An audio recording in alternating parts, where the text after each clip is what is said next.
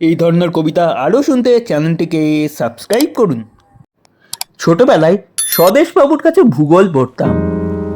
প্রথম দিন একটা ধারালো লেড পেন্সিল হাতে ধরিয়ে তিনি আমায় ভারতবর্ষ আঁকতে বলেছিলেন।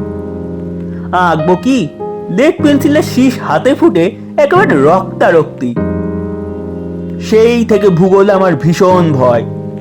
আরও ভয় মানচিত্রে। মানচিত্র মানেই আমার কাছে ধারালো লেড পেন্সিল। বাবার জ্যাঠাইমা ছিলেন পদ্মাপাড়ের মেয়ে। তার একটা নিজস্ব ভূগোল ছিল 43 থেকে অপরিবর্তিত। তগো মানচিত্র বুঝি না মনি, রংপুর কুষ্টিয়ারে তারা কইস বিদেশ। আমাকে বাপের বাড়ি বিদেশ হয় কেমনে? ঠাকুমার কাছে চোখ বুঝে আব্বাস উদ্দিনের সেই পাখি গল্প শুনতাম। বগাকে দেখে বগি কাঁদে, বগিকে দেখে বগা।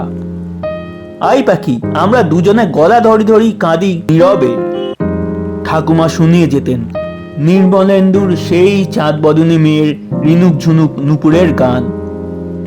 স্বপ্ন খুঁজে বেড়াতাম সেই পরশীকে, বাড়ির পাশে আরশিনগরে যার বসত। স্বদেশবাবু ভূগোল শিক্ষক। তিনি শিখিয়েছিলেন সূক্ষ্ম ধারালো লেড পেন্সিল দিয়ে একটা নিখুঁত ভারতবর্ষ আঁকতে। একটা রেখা চিড়ে গেল লালন আব্বাস উদ্দিনের বুক। অন্য রেখাটা টানলাম গোলাম আলী নসরত ফতে আলীর হৃৎপিণ্ডের পাশ দিয়ে।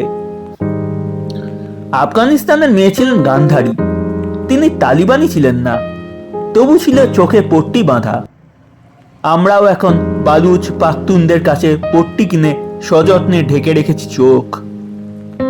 স্বদেশ স্যার, সবরমতির ঘরের দাওয়াই কারাগায়ে রামধৃণ, গুরসা তাজ সমীর বৃক্ষ কি লুকোনো কালের তৃণ।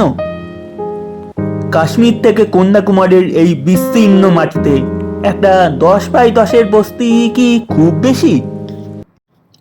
এখন আমরা স্বদেশ আঁকি তার কাঁটাতে, আঁকতে আঁকতে হাতে আমার রক্ত ক্ষত। স্বদেশ মানে কাঁটার বেড়া লেড পেন্সিল, স্বদেশ মানে রক্ত ঝরা অবিরত। এই ছিল আজকের কবিতা। ধন্যবাদ।